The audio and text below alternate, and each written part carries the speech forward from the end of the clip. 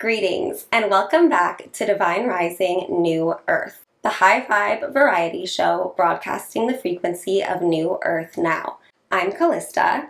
And I'm Annika, and this is your frequency access point to cosmic energy updates, esoteric insights, and quantum tools to navigate our collective ascension. We are coming to you with an energy update, and it's more of an Earth Grid energy update if any of you identify as grid workers, or if any of you don't even know what that is, and you are following the news happening in Los Angeles right now. We broadcast from Los Angeles, and we tend to avoid dabbling in the news and current events on this show, but Earth Angel Grid Work, building the golden light cities of the new Earth, is what this show is all about, and that's our mission. And so when the news intersects with our grid work mission, we do come to you with a energy update and a new Earth perspective on what is being expressed in other areas in different ways. What is happening is the United States immigration raided Los Angeles, and there was a protest in response, and then the federal government sent in the National Guard, followed by the Marines, and escalation continued ongoing. It gets ugly, and when you are someone who has a lot of compassion, has a lot of empathy, and it hurts to see violence and suffering and injustice, and you want to alleviate the suffering of innocent people, you want to assist in the deliverance of justice, it can be hard to know the best way to help. And always listen to your intuition. We're not here to tell you what to do or tell you the best way to help, but this particular situation is so chaotic that when we got a bit of guidance, we wanted to amplify it with our platform. So shout out to Indigo Angel on YouTube, who taught me all about the Earth grids. So not getting too much into grid work and the grids and the details of what all that is about, maybe in a future episode. First thing I want to say, when it comes to these political and justice-based narratives, is we always want to use our critical thinking hats, and a key rule of thumb for that is to keep an eye peeled for situations being framed in an us versus them framework. So us versus them, you versus an enemy, victim versus oppressor.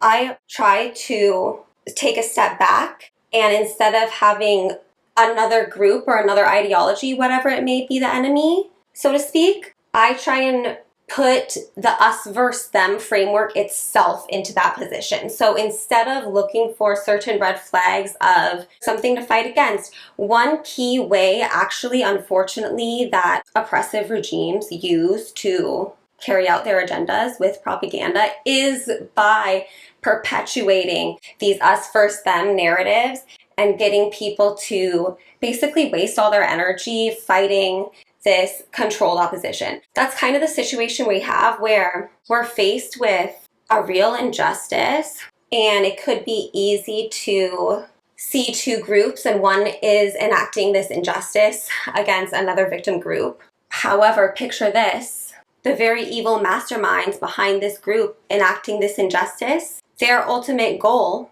is for this grid in Los Angeles to become so destabilized and so chaotic that basically the city is burnt to the ground, and they're able to rebuild a high-tech AI surveillance city, like how everyone was getting mad about the healthcare automatic claim denials with the AI. It's like, imagine if that was the judge, and it was like, oh, tick, tick, tick, against the law, you're in jail, no person to talk to. And it's like, the way they would frame it is that it takes, bias and stuff out of the equation. Not so, because you can't take bias out of the equation, because who is coding the AI? All this to say, we're not here to tell you what to do. We're here to encourage your coherence, your stabilization, and your regulation. There is so much power in anger and rage, and if you are someone who your most coherent, regulated expression at this time is to take to the streets and express that, then you're the one to do that. But if you're looking for like an outlet for other frustrations, or you're just confused of how to help, the best thing to do is to regulate and stabilize your own field, increase the coherence of your own frequency so that you can play a part in stabilizing the collective grid, right? Minimizing the overall chaos and damage. And further down the road, right, the more regulated and stabilized and coherent we can be, the more effective we can actually be in any goal and mission that we have at all. And the more we can receive the actual clear information of the things to do that are going to be the most helpful in terms of being connected to the highest good of the collective. Because when you're not in a stabilized or coherent state, that information can't even get to you. That like higher intuitive, connected, collective information. Just like how when there are cells in a body, the ones that are disconnected to like remembering energetically that they're part of the other cells will start to incite more damage than actually doing good. And that can be like represented in an autoimmune disease or cancer, etc. Versus the healthy cells that are coherent. Even if there's a problem, they're just going to assume the best role to help play their part in alleviating that problem, which looks very, very different person to person.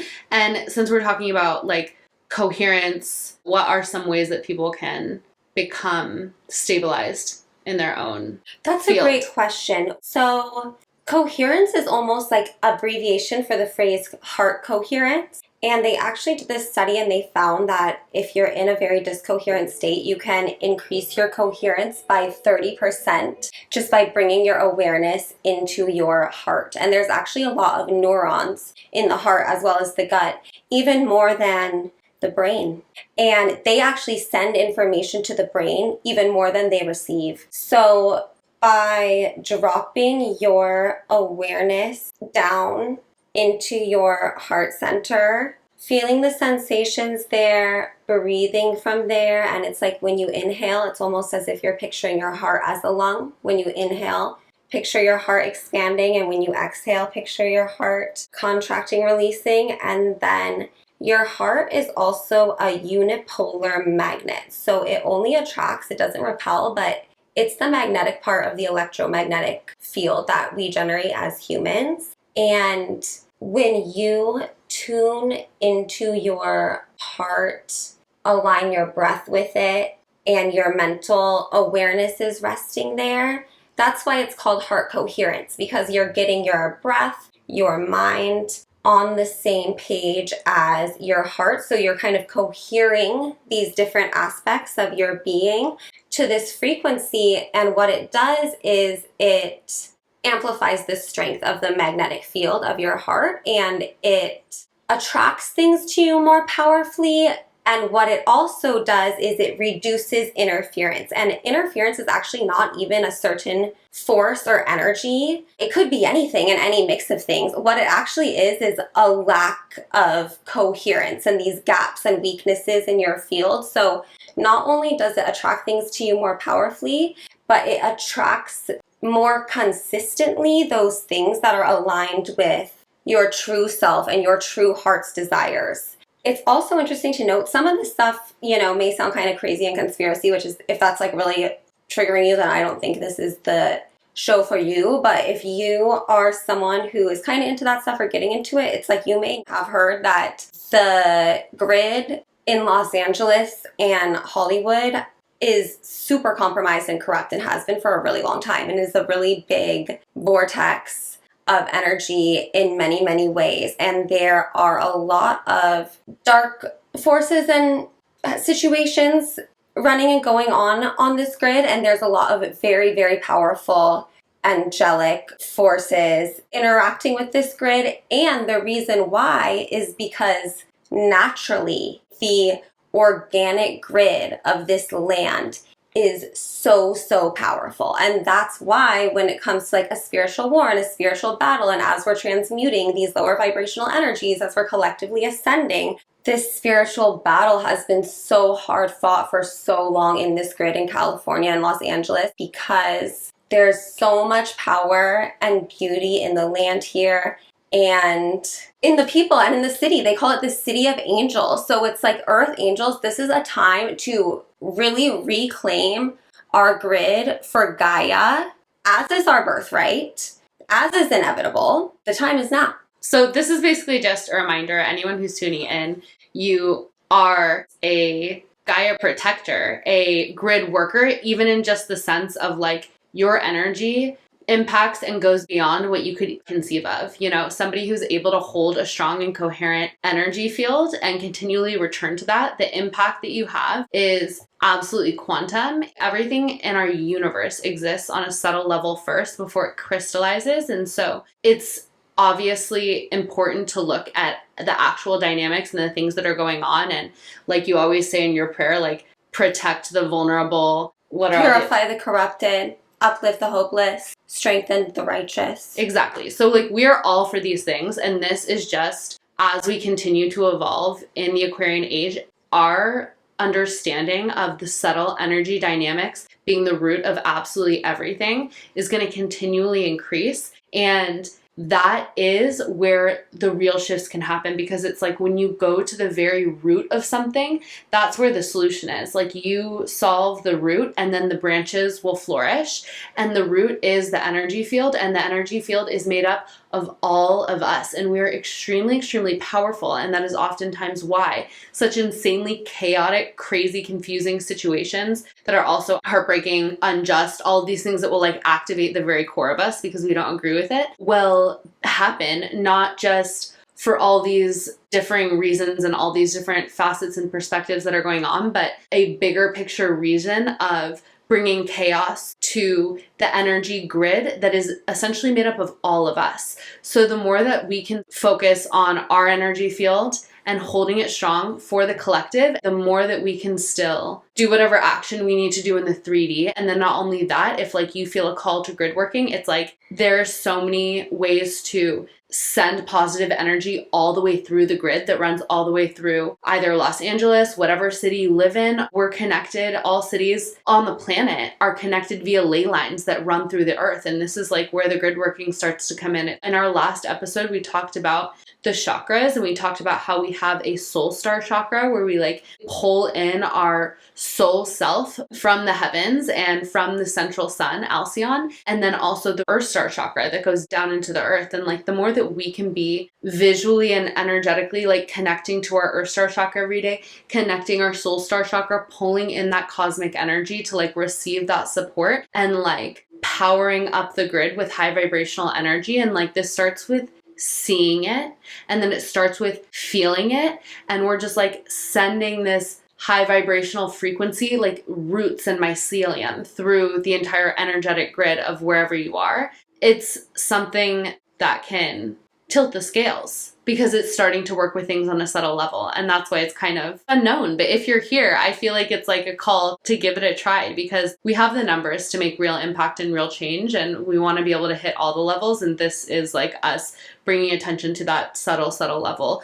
which is in some ways the most powerful but most unassuming. Yes, and it's so important to use your discernment and keep in mind that just like the us versus them, the black versus white, the good versus bad, it's such an illusion. We live in a non-dual experience. And I was like telling Annika, I literally just made this up, but I was saying inside the yin yang, each of the little dots is a yin yang, and inside that each of the little dots, like yes, there's the big black part and the big white part and the little white part in the big black part, but there's also the big black part of that little white part and the little white part of that big black part of that little white part of that big black part. So it's like it's never just that simple of this is the good and this is the bad. And there's a lot of distortions clearing at this time of the divine masculine and feminine polarity. And some of us may have seen the ways that, yes, the divine feminine was suppressed. Salem witch trials, amazing example. And then there's even ways that many may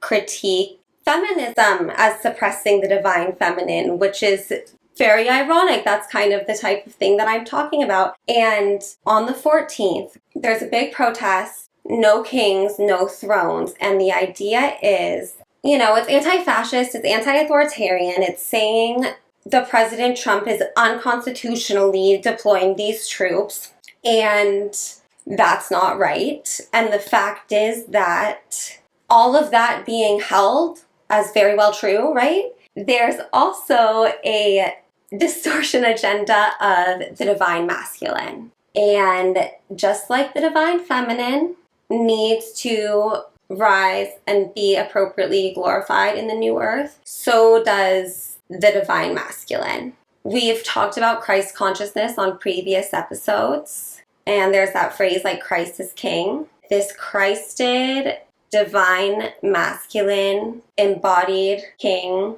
consciousness is what this well-intended energy is being distorted to obstruct. So it's not about no kings. Yes, we want freedom and justice, and that looks like true leadership by the true embodied Christed divine masculine king consciousness in all of us, regardless of sex and gender. So that is something that we need to be celebrating and cultivating and doubling down on and integrating and amplifying. And I should have said this before, I get that this is like a very sensitive and controversial topic that who knows like who wants to hear, my opinion on. But my just opinion on it is that. Yeah. One thing to keep in mind if you're tuning into this week, Friday the 13th, on Friday, if this is out by then, very powerful day for celebrating the divine feminine. I don't know if we talked about this on Divine Rising New Earth before, but 13 is like the hidden number of the feminine. There's so much occult symbolism and power behind the number 13. In true sidereal astrology, there's actually a 13th zodiac sign called Ophiuchus, and it was basically hidden because it's so connected to the potent raw power of the divine feminine frequency.